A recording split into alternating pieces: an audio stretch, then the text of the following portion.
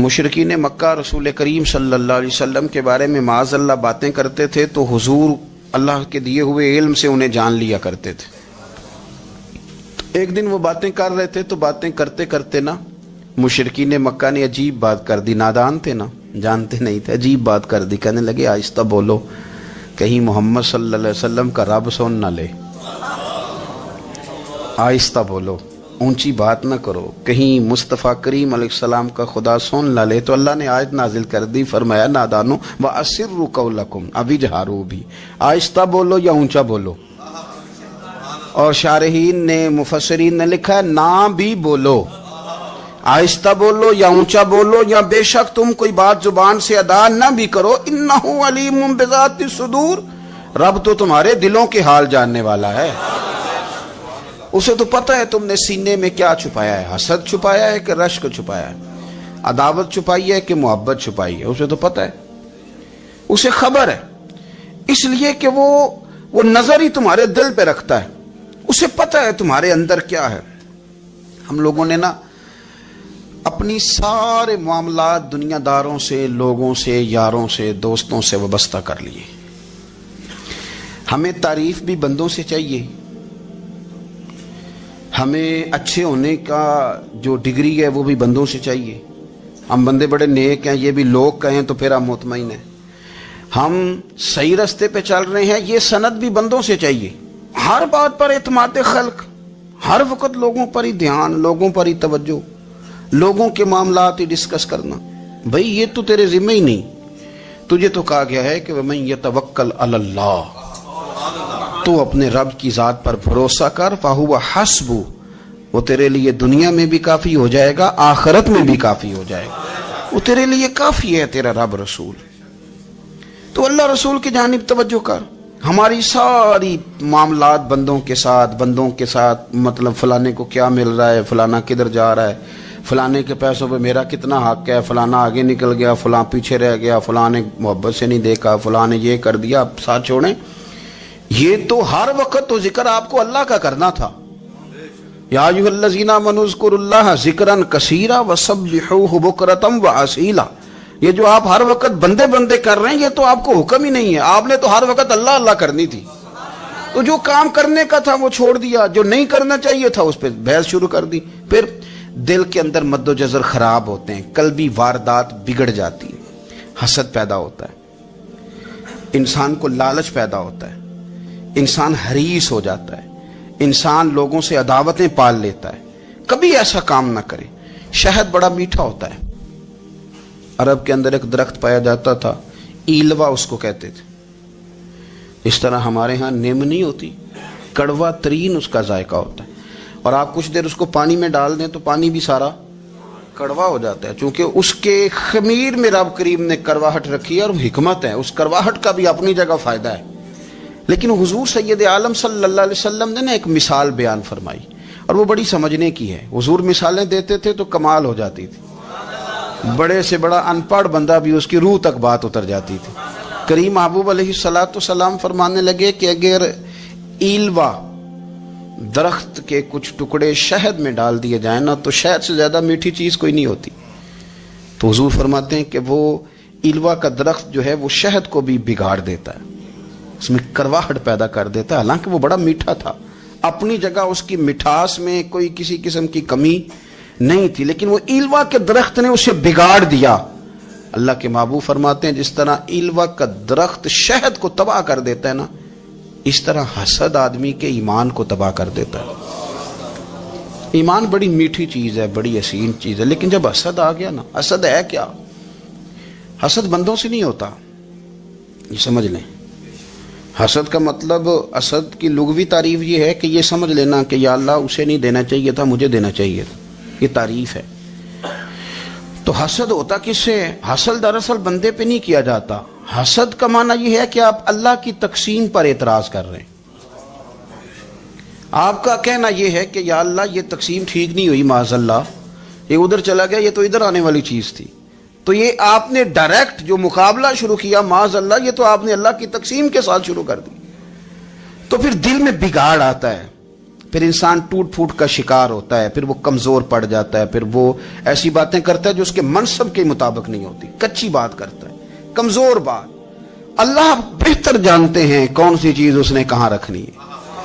رب کی حکمت پر اور اس کی دی ہوئی توفیق پر راضی رہنا ایمان کا تقاضا ہے، لیکن ہمیں تو چاہیے تقسیم اپنی مرضی کی۔ ادھر کیوں چلا گیا، ادھر آنا چاہیے تھا۔ بھئی آپ کو یہ کس نے حق دیا ہے؟ مالک نے جو چاہا جب چاہا جہاں چاہا اپنے فضل سے عطا فرمایا۔ حسد، اور پھر اس کے اگر کوئی حسد نہیں کرتا تو لالچ شروع کر دیتا ہے، وہ کہتا ہے کہ یہ جو اس کا مال ہے اس میں میرا بھی حق تھا، یہ تو مجھے ملنا چاہیے تھا۔ آپ یقین کریں کہ بندے بندوں سے کم پیار کرتے ہیں، جیبوں سے زیادہ پیار کرتے ہیں۔ اس بندے کو تو کوئی نقصان نہیں جس کے ساتھ آپ نے تعلق رکھا ہوا ہے جیب کا، لیکن آپ بڑے کمزور ہو گئے۔ آپ جب لالچ کر لیا، نفسانیت میں آ گئے تو آپ کمزور پڑ گئے۔ آپ نے کیا آپ کا کیا خیال تھا کہ رب کی بارگاہ سے کوئی کم ملنے والا تھا جو بندوں پہ اتنی توجہ کر لی؟ حضرت بہلول دانا رحمت اللہ علیہ نے کیا خوبصورت انداز ہے، رب کریم کے بندوں کی باتیں اللہ کے لشکروں میں سے لشکر۔ کیا سوچ تھی، کیا نظریہ تھا، کیوں یہ لوگ اتنے مضبوط تھے، فکری طور پر مضبوط تھے، فکری طور پر۔ ہارون رشید حج کر کے واپس آ رہا ہے، حضرت بہلول دانا راستے میں بیٹھے ہیں، ملاقات ہو گئی، کہنے لگا حضور کوئی حکم ہو تو بتائیے گا۔ فرمانے لگے کوئی نہیں، تو جا اپنا کام کر۔ بادشاہ ہے یا کسی کو کارڈ مل جائے تو وہ لوگوں کو دکھاتا پھرتا ہے، وزیر صاحب نے خود دیا ہے۔ بادشاہ وقت خود کر، حضرت کوئی حکم ہو تو؟ فرمایا نہیں، اللہ خیر کرے گا۔ تو کہنے لگا حضور میں نے سنا ہے آپ مقروض ہیں، تو بتا ہی دیتے۔ تو آپ مسکرا کے فرمانے لگے تیرا کیا خیال ہے بھلا؟ کہنے لگے حضور کس بابت؟ فرمانے لگے تیرا کیا خیال ہے کہ اللہ ہارون رشید کو دے گا اور بہلول دانا کو بھول جائے گا؟ تیرا کیا خیال ہے رب کریم ہارون رشید کو تو دیتا جائے گا اور بہلول دانا کو بھول جائے گا؟ بادشاہ کہتا ہے کہ میں چکرا ہی گیا کہ بھلا اس سوال کا کیا جواب ہے۔ تو میں نے کہا حضور رب تو بھولنے سے پاک ہے، وہ تو کسی کو نہیں بھولتا، اسے نہ اونگ آتی ہے نہ نیند آتی ہے۔ تو فرمانے لگے جا پھر اپنا کام کر، جب مناسب سمجھے گا تو بہلول کو بھی قرضے سے نجات عطا کاری دے گا۔ تو جا اپنی ڈیوٹی کر، وہ جب چاہے گا نا تو میرے قرضے دور۔ تو کیا سمجھتا ہے کہ تجھے یاد رکھے گا مجھے بھول جائے گا؟ یہ کیسے ہو سکتا ہے؟ او یار ادھر دیکھ میری بات سن۔ او بھائی وہ تیرا میرا رب ہے، یہ ہو سکتا ہے کہ امیروں کو دے دے اور تیرے جیسے میرے جیسے غریبوں کو وہ بھول جائے؟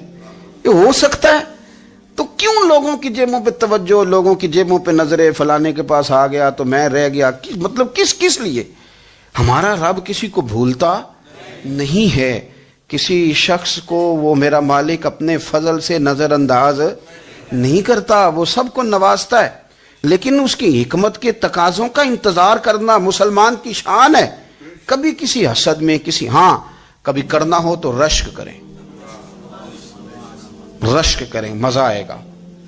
اور یہ رشک کرنے کا رشک کا معنی کیا ہے؟ حسد کا معنی یا اللہ اسے نہیں دینا چاہیے تھا، مجھے دینا چاہیے تھا، اور رشک کا معنی یا اللہ تو نے دیا ہے، کیا بات ہے، اسے دیا تو کیا بات، اگر تو نے دیا تو مالک جچا بھی ہے، اگر تو نے دیا ہے تو نظر بھی آیا ہے، اگر تو نے دیا ہے تو پھر کیا بات ہے، کمال ہو گئی، وہ نظر آ رہا ہے۔ اور یا اللہ اسے دیا ہے تو میں بھی تیرا بندہ ہوں، اسے بھی اور دے اور مجھے بھی عطا فرما۔ یہ رشک ہے، رشک کا حضور نے حکم دیا ہے، نبی پاک نے رشک کا۔ ہمارا یہ مسئلہ ہے کہ ہم جو کرنے والا کام ہے وہ نہیں کرتے، رشک کریں۔ بخاری مسلم میں حدیث ہے، نبی پاک صلی اللہ علیہ وسلم نے فرمایا 2 بندوں پر رشک کرو۔ کہو کیا بات؟ رشک کرو 2 بندوں۔ یا رسول اللہ کون کون سے؟ فرمایا ایک وہ مالدار جسے اللہ دولت دے اور وہ صبح بھی رب کے رستے میں خیرات کرے اور شام بھی رب کے رستے میں خیرات کرے، یہ قابل رشک ہے۔ کہو تیری کیا بات ہے بھائی، کیا تجھے اللہ نے نوازا ہے، اور اس پر رشک کرو کو یا اللہ اسے اور دے تاکہ یہ تیرے بندوں پہ اور اثار کرے اور تیرے بندوں پہ سخاوت کرے، اور اللہ اس کے فعل تصدق ہمیں بھی عطا فرما۔ اور حضور فرماتے ہیں ایک مالدار پر جو صبح و شام سخاوت کرے، اور ایک اس عالم پر جسے اللہ قرآن کا علم دے، وہ صبح بھی لوگوں کو قرآن مجید کے ترجمے، تفسیریں، قرآن کے درس سکھائے، اور شام بھی لوگوں کو قرآن مجید کے درس عطا فرمائے۔ اس پر رشک کرو، کہو کیا بات ہے یار تیری، تجھے اللہ نے کتنا نوازا۔ काबिल रश्क लोगों पर रश्क करो, उनकी तारीफ करो, उनके लिए अच्छे कलिमात अदा करो। माशरे में हसद प्रमोट हुआ है, अगर कभी रश्क प्रमोट होता ना तो इज्जतें बढ़ जाती, मोहब्बतें बढ़ जाती, खुलूस में इजाफा होता, लोग एक दूसरे के करीब आते। हमने किसी फजीलत वाले की फजीलत को तस्लीम करने से इनकार कर दिया, हमने किसी बड़ाई वाले की बड़ाई को तस्लीम करने से इनकार कर दिया, हमने हसद किया, हमने लालच किया, हम हरीस हुए। उसका नुकसान ये हुआ कि लोग एक दूसरे के पास रहते हुए पास नहीं रहते, एक दूसरे के साथ वक्त गुजार रहे होते हैं लेकिन उनके बारे में रवैये उनके सख्त होते हैं, लबो लहजा तल्ख होता है। जब वो किसी के बारे में बेलाग तबसरा पूछा जाए तो गलत बातें करें, रश्क करें। देखे ना हजरत अबू बकर सिद्दीक रज़ी अल्लाह, हजरत उमर फारूक रज़ी अल्लाह, सारी जिंदगी दौड़ लगी रही। हजरत उमर कहते मैंने सारी जिंदगी दौड़ लगाई है कि अबू बकर से आगे गुजर जाए, लेकिन ये दौड़ हसद वाली नहीं, ये रश्क वाली।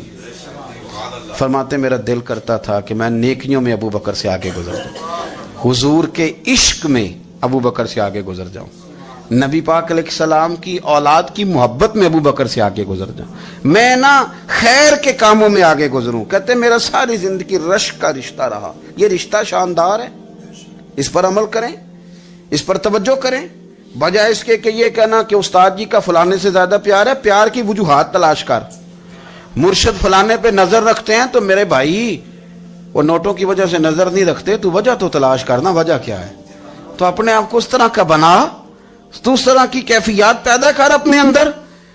हम क्या करते हैं कि रश्क करने की बजाय हसद करते हैं। हसद नहीं करें, अपने आप को संवारें, वो रश्क की वजह से आप संवार सकते हैं।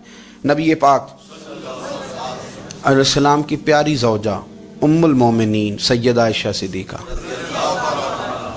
बड़ी शान है इस खातून की, बड़ी अजमत है उन राहों के सदके जिन रस्तों से सैयदा पाक की सवारियां गुजरा करती। क्या दर्जा अल्लाह ने दिया है सैयदा आयशा सिद्दीका को। कहती हुजूर का विसाल मेरी गोद में हुआ है। और मौला अली शेर खुदा फरमाते हैं मैंने हुजूर को सबसे ज्यादा आयशा सिद्दीका से प्यार करते हुए देखा। और आयशा सिद्दीका रज़ी अल्लाह तआला अन्हा फरमाती है मैंने हुजूर को सबसे ज्यादा फातिमा ज़हरा से प्यार करते देखा। ये अलग माहौल है इनका आपस में। तो हजरत आयशा सिद्दीका इतना बड़ा मकाम, लेकिन वो फरमाती है मैंने सारी जिंदगी सैयदा खतीजतुल कुबरा पे रश्क किया। मैंने कहा क्या बात थी उस खातून की जो विसाल कर गई, लेकिन शायद को दिन खाली जाता हो कि मदीने वाले उनकी वफाओं का जिक्र न करते, शायद कोई खाली दिन जाता। कहती है मैंने इतना काबिल रश्क माहौल नहीं देखा। एक दिन हुजूर घर में गोश्त लाए और मुझसे फरमाया आयशा गोश्त पकाओ। तो मैं उसे साफ करने लगी तो हुजूर फरमाने लगे शोरबा जरा ज्यादा करना। मैंने अर्ज की हुजूर क्या कुछ मेहमान आएंगे घर में? तो फरमाया नहीं आयशा, मदीना मुनव्वरा में ना मुझे पता चला है खतीजतुल कुबरा की कुछ सहेलियां आई हैं, तो तू शोरबा बना, मैं उन्हें पहुंचाऊंगा। खतीजा की सहेलियों को शोरबा ज्यादा पका जरा। तो हजरत आयशा सिद्दीका कहती है मैंने बड़े नरम लबो लहजे में बड़ी बना सवार के मुसज्जा मुकफ़ा चुन के जुमले बात की। मैंने अर्ज की हुजूर सुना है वो आपसे 15 साल उम्र में बड़ी थी, निकाह भी पहले हो चुका था, और बताते हैं लोग कि बज़ाहिर कोई हुस्न जमाल भी उस माहौल का नहीं था। हुजूर अल्लाह ने आपको जवान और खूबसूरत बीवियां दी हैं, पर मैं जब भी सुनती हूँ जनाबे खतीजा का जिक्र ही सुनती हूँ। मैंने रश्क के अंदाज में कहा। कहती मैं बात कह के खामोश हो गई, और जब मैंने नजर उठा के देखा तो हुजूर की आंखों में आंसू। नबी पाक सल्लल्लाहु अलैहि वसल्लम का ये अंदाज देखा तो मैंने कहा हुजूर मैं रब रसूल की बारगाह में तौबा करते हैं, अब तो रो दिए। तो हुजूर फरमाने लगे आयशा यहाँ जो भी आया है ना वो सुखों और आसानियों के दिनों में आया है, और खतीजा मेरी उन दिनों की साथी थी जो मेरे तकलीफ के दिन थे, मेरी आजमाइशों की, मेरी परेशानियों की मेरी साथी थी। जब लोग मुझे तकलीफ देते थे मैं घर जाता था तो मुझे कहती थी हुजूर आप तो सिला रहमी करते हैं, गरीबों का बोझ उठाते हैं, आप तो लोगों के साथ मोहब्बत से पेश आते हैं, हुजूर आप परेशान ना हो, आपका रब आपको हमेशा इज्जत ही अता फरमाएगा। फरमाया वो मेरी तकलीफों की उसे कैसे, मेरे भाई रश्क किया लोगों ने एक दूसरे पर, हसद नहीं किया। हम तो ना जी اپنی مرضی کے فیصلے کرتے کرتے پیچھے رہ گئے. ہم نے لوگوں کو پیچھے کرنے کا سوچا تھا لیکن ہم سب سے پیچھے رہ گئے. ہم نے سیاست اور سازش کی تھی کہ کچھ لوگوں کے دلوں پہ پیر رکھ کے میں اپنا قد اونچا کروں گا, کچھ کے سینوں پہ پیر رکھ کے, لیکن ایسا نہیں ہوتا, یہ ہوتا نہیں. آپ کسی کی جگہ نہیں لے سکتے اس لیے کہ رب نے سب کی جگہ اپنی اپنی بنائی ہوئی, سب کی جگہ. ہاں ایسا ضرور ہوتا ہے کہ کئی دفعہ نا ہم اپنے مقام کو گرا لیتے ہیں. وہ کسی نے کہا تھا کہ ایسا نہیں کہ تیری جگہ کوئی اور آ گیا, لیکن تیرا مقام بھی اب تیرا نہیں رہا. ہوتا یہ ہے کہ ہم نہ گرا لیتے ہیں اپنے آپ کو. اگر ہم رشک کا ماحول پیدا کریں, رشک کا, اور ہم کہیں کہ کیا بات ہے, میں بھی سفر کروں گا, اس جانب جاؤں گا, بجائے یہ کہنا کہ فلاں آدمی بڑا آگے نکل گیا ہے, یہ کر کے نکل گیا ہے, وہ کر کے نکل گیا ہے, یہ کہنا کہ یار میں بھی رب کریم کی اس مدد کو تلاش کرتا ہوں جس کی برکت سے اللہ نے اس پر فضل فرمایا. امام غزالی فرماتے ہیں 3 لوگوں میں حسد زیادہ ہوتا ہے, بغض زیادہ پیدا کر لیتے ہیں. اب چونکہ مضمون ہے تو ساری بات کھول کے ہی کرنی پڑے گی نا. فرماتے ہیں 3 لوگوں میں حسد, بڑے عہدے والوں میں حسد زیادہ ہوتا ہے. یعنی صوبائی وزیر کہتا ہے کہ حق میرا ویسے وفاقی وزیر کا تھا, اور وفاقی وزیر کہتا ہے کہ جتنا میرا تجربہ ہے نا مجھے بنایا وزیر اعظم ہی جاتا تو بات ٹھیک تھی. حسد زیادہ, بڑے عہدوں والوں میں حسد, اور امام غزالی فرماتے ہیں مالداروں میں حسد زیادہ ہوتا ہے. غریب نے غریب سے کیا جلنا ہے, جلنے کو شے ہی کوئی نہیں, کس سے جلیں گے. تو غریب تو بیچارہ 4 روٹیاں ہوتی ہیں تو کہتا ہے چلو ٹھیک ہے آ جاؤ, دونوں مل کے بیٹھ جاتے ہیں. غریبوں کے دوست بھی غریب. امیر حسد کرتے ہیں, وہ سودے پہ سودا کرتے ہیں, وہ ایک دوسرے کی کمزوریاں بیان کرتے ہیں. میں نے گاہکوں کو نفع لیتے دیکھا ہے, فلانے سے مال لیتے تھے جی, اس نے بڑا تنگ کیا, تو کہتا ہے اسی طرح کا تو مجھ سے خریدا کر. لوگ استعمال کر جاتے ہیں. وجہ بیچ میں کیا ہوتی ہے, حسد, عداوت, خرابی ہوتی. اور تیسری بات امام غزالی نے شاید میرے لیے کہی ہے. امام غزالی فرماتے ہیں علماء میں حسد بڑا ہوتا ہے, عہدیداروں میں, مالداروں میں, اور علم والے لوگوں میں. وہ بھی اللہ کی تقسیم پر راضی نہیں ہوتے, چونکہ وہ سمجھتے ہیں مجھے یہ لفظ آتے ہیں, میری قابلیت زیادہ ہے, میں زیادہ پڑھا لکھا ہوں, تو یہ منصب بھی میرا تھا, یہ کام بھی میرا تھا, یہ بھی میرے پاس ہونی چاہیے. ایسا نہیں ہوتا, یہ تو رب کریم کی عطا ہے. میں کئی دفعہ کہہ چکا ہوں کہ کام لینے پہ آئے تو میرے جیسے بیکار آدمی سے کام لے لے, یہ اس کی عطا ہے. اب ہمیں کرنا کیا ہے, ہمیں اس کی تقسیم پر راضی رہنا ہے, اس کی تقسیم پر قربان جائیں. رسول پاک علیہ السلام سے صحابی نے پوچھا حضور عزت کیا ہے؟ فرمایا جو رب نے تجھے دیا اس پہ راضی ہو جا, اللہ عزت عطا کر دے گا. قناعت کر, جو اللہ نے تجھے دیا اس پر قناعت کر, اللہ تجھے عزت دے دے گا. حضور ذلت کیا ہے؟ فرمایا لوگوں سے لالچ نہ رکھنا, تو ذلیل ہو جائے گا. لالچ نہ کر. تیزی کے ساتھ پرموٹ ہوتی ہیں چیزیں, ہمیں سازش کرنی آتی ہے. ہمارا خیال ہوتا ہے کہ میں نے دوسروں کے پیسوں پہ کاروبار کرنا ہے. ہمارا خیال ہوتا ہے کہ پالٹی ڈال کے روٹی کھانی ہے. ہمارا خیال ہوتا ہے کہ کسی بندے کو کس طرح استعمال کرنا ہے. یاد رکھ لینا, کبھی بات نہ بھولنا, جو لوگوں کو استعمال کرنا چاہتا ہے وہ ساری زندگی استعمال ہوتا رہتا ہے. جو کسی شخص کو کسی مقام پر رسوا کرنا چاہتا ہے اپنی عزت بچا نہیں پاتا. جو آدمی لوگوں کو حقیر جانتا ہے اللہ اسے کبھی عزتیں عطا نہیں کرتا, وہ گڑھوں کے اندر گرتا چلا جاتا ہے. یاد رکھیں, جو عزتیں دینی شروع کر دے رب اسے باعزت بنا دیتا ہے. جو پیار کرنا شروع کر دے معاشرے میں لوگ اس سے پیار کرنے لگ جاتے.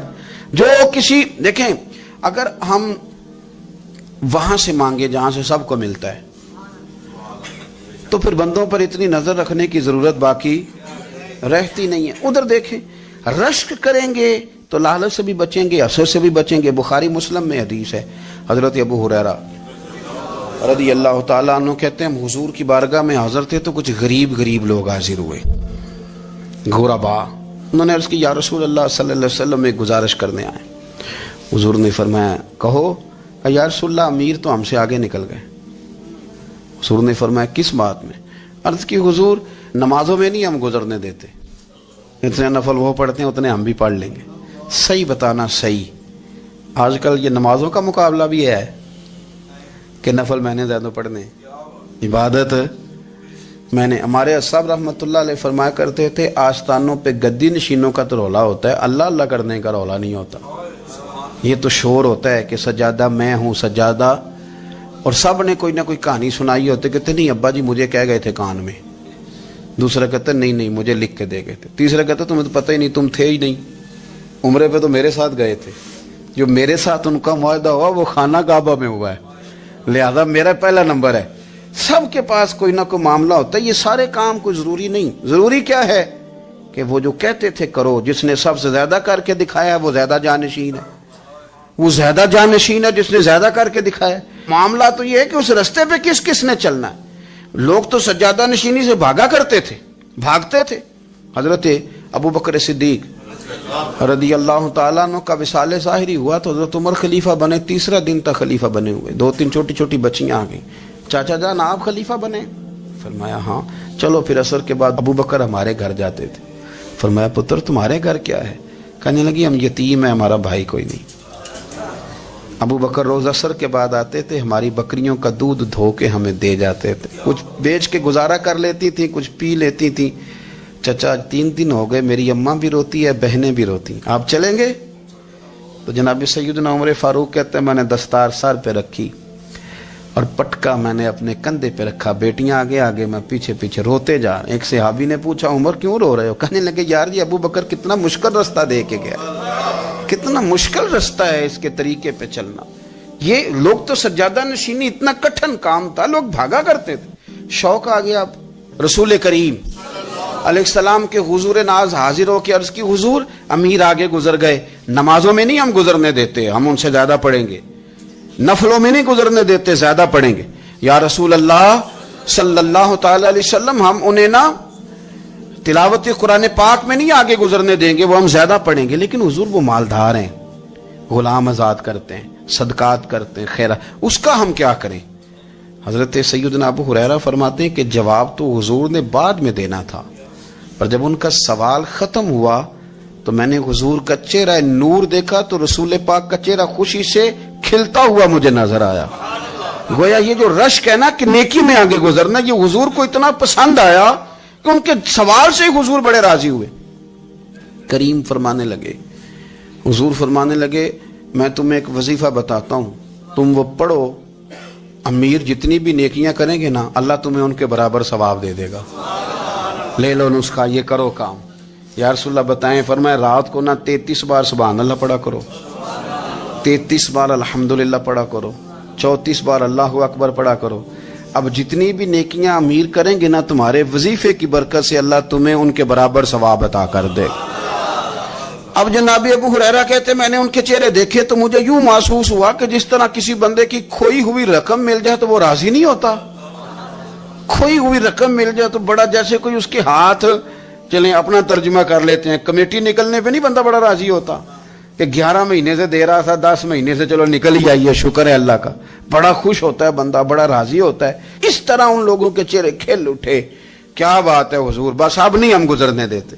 گھر چلے گئے، وظیفے پڑھنے لگے۔ کچھ دنوں کے بعد ان میں سے کچھ لوگ واپس آئے۔ حضرت ابو ہریرہ کہتے ہیں مجھے چونکہ وہ پرانی بات یاد تھی تو میں دلچسپی سے ان کا آنا جانا دیکھنے لگا۔ وہ کریم کی بارگاہ میں آ کے بیٹھے تو ان میں سے ایک شخص بڑی پریشانی کے ساتھ کہنے لگا حضور بڑی پریشانی لگ گئی۔ فرمایا کیا ہوا؟ عرض کی یا رسول اللہ صلی اللہ علیہ وسلم وہ جو آپ نے وظیفہ بتایا تھا نا، میرے کچھ پڑوسی امیر ہیں وہ تو انہوں نے بھی سن لیا ہے حضور، رات میں نے سنا ہے وہ مالدار بندہ ہے، صدقے خیرات بھی بڑے کرتا ہے، غلام بھی بڑے آزاد کرتا ہے، پر وہ بھی سوتے وقت 33 بار سبحان اللہ پڑھ رہا تھا، وہ تو اس نے بھی سن لیا حضور، وہ بات یہاں سے نکلی ہے، جانے کہاں کہاں پہنچی ہے، تو وہ بھی پڑھ رہا تھا حضور اب کیا بنے گا؟ تو کہتے ہیں اس کے سوال پر بھی میرے حضور بڑے ہی مسکرائے، باقاعدہ دہک ہو گیا حضور کے، دہک ہو گیا، سرکار کھول کے نہیں مسکراتے، لیکن آج حضور اتنا مسکرائے کہ میں نے حضور کے مقدس دانتوں کی زیارت کر لی، دہک ہو گیا باقاعدہ حضور کا۔ حضور فرمانے لگے انہوں نے بھی سن لیا حضور، اور سن کے پڑھنا بھی شروع کر۔ اب بات کو سمجھیں کہ کسی امیر نے یہ نہیں کہا کہ یہ تو غریب کے لیے وظیفہ تھا، میں کہتا ہوں اللہ اللہ کا مزاج ہی نہیں، مزاج یہ کہ سیاست کیسے کرنی ہے، چکر کیسے چلانا ہے، کوئی کہانی کیسے سنانی ہے، ادھر ان کو ملا، حالانکہ بات تو غریبوں سے ہو رہی تھی، حضور وہ تو انہوں نے بھی پڑھنا شروع کر دیا۔ اب ہم کیا کریں؟ رسول کریم نے فرمایا وہ بھی پڑھ رہے ہیں، حضور پڑھ رہے ہیں، تو فرمایا ذالک فضل اللہ یؤتیہ من یشاء، भाई फिर ये तो अल्लाह का फजल है ना, वो जिसे चाहे अता करे। अब ये हुजूर ने कह दिया तो हजरत अबू हुरैरा कहते हैं मैंने पलट कर उन लोगों के चेहरे देखे, कुर्बान जाएं, मैंने फिर उनके चेहरों पर इत्मीनान देखा, मैंने सुकून देखा, इसलिए कि वो समझ गए जब रब फजल करे तो फिर फजल के मामले में अल्लाह के बंदे बहस नहीं किए करते। वो मुतमईन होके गए, कहने लगे हुजूर फिर ठीक है, अगर मालिक इस तरह तकसीम कर रहा है तो फिर हम राजी हैं अपने रब करीम की रजा पे। अपनी जिंदगी जब आप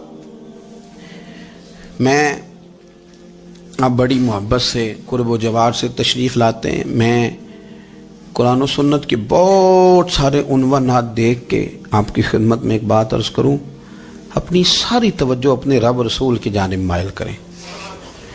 जितना आप दाएं बाएं देखेंगे ना, उतना गाड़ी के टकराने का खतरा बढ़ जाएगा, वसवसे ज्यादा आएंगे, उलझ जाएंगे।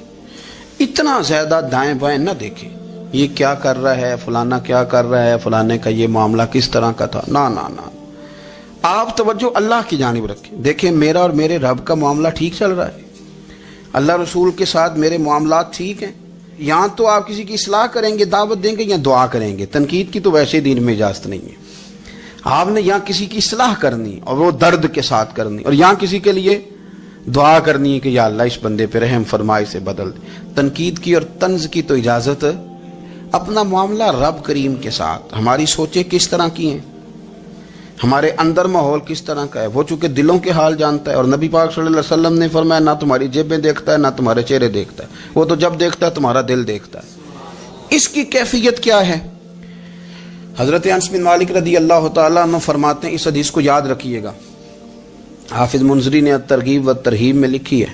फरमाते हैं कि हजरत अनस बिन मालिक रदी अल्लाह तआला अन्हु फरमाने लगे कि एक हुजूर के एक गुलाम, एक सहाबी बीमार थे, तो हुजूर ने फरमाया अंस चलो तीमारदारी करते हैं।